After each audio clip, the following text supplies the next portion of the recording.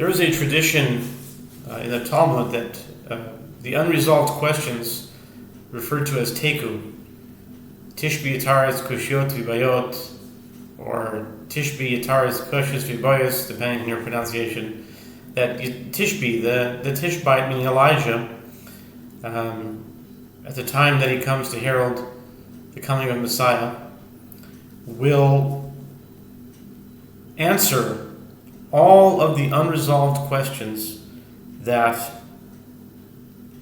were in the Talmud. And someone wrote a book on that called Taiku, and it's a compilation of all the Taikus in Shas. And so I like that idea, and this is my own version of it. So this is the 33rd Taiku in Talmud Bavli. The 33rd Taiku in Talmud Bavli is found in Tractate Pesachim, page 85a, pay Hey, Amud Aleph. The words Tashema, sometimes it gives a few lines before, just to give the context. Tashema amaitzi basar pesach mi chabura lechabura afal pi shehu below taseh tahor. My law, Tor Vasser, Yotzi Mechabura Lachabura, Ki Yotzi Chutz Mi Chetzia So Dami Umafsil Yafilu Hachidoni Toil Alma Dogaz Rabanintum. Come in here a different proof from a Braita.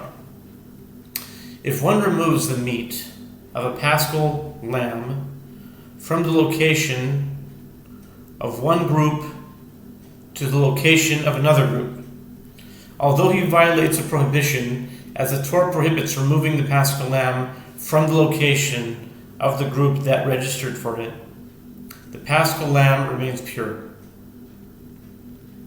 The Gemara seeks to clarify, is it not that the meat remains pure, and yet it is prohibited to eat it because a paschal lamb that goes out from the location of one group to that of another group is comparable to any offering that goes out of its boundary and is disqualified?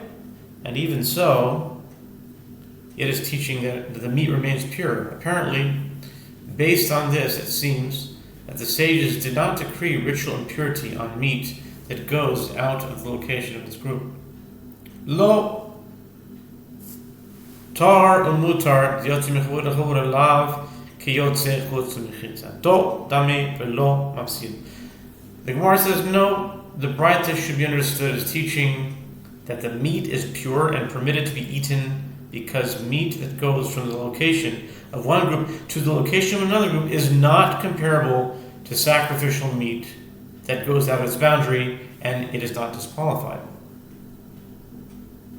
It's just not allowed to go out of its boundary, but it's not compared to sacrifices that go out of their boundary.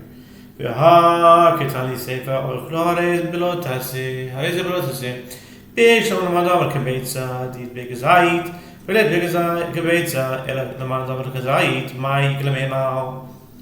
Gemara asks, but didn't the latter clause of the Braita teach that one who eats the meat of a paschal lamb that was removed from the location of its group is in violation of a prohibition granted according to the one who said that the sages decreed ritual impurity on offerings only when there is at least an egg bulk?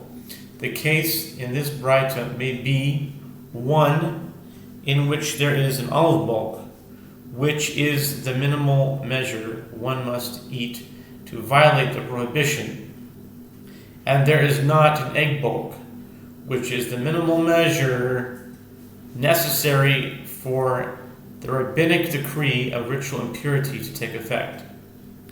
But according to the one who says that the sages decreed ritual impurity even on an olive bulk, what is there to say?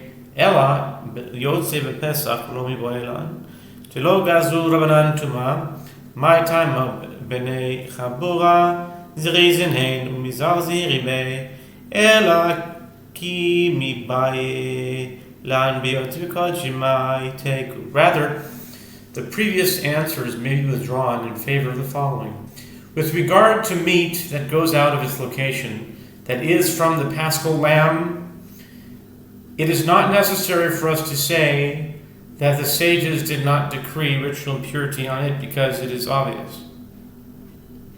What is the reason the sages did not decree it to be ritually impure? It is because the members of the group are zealous and are very careful to ensure that the meat remains in its upper location, making it unnecessary to penalize those who allow the meat to leave the location of its group.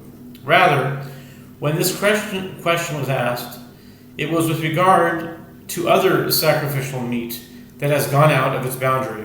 What is the halacha? The Gemara does not have an answer to this question and concludes, let it stand unresolved until the coming of Messiah.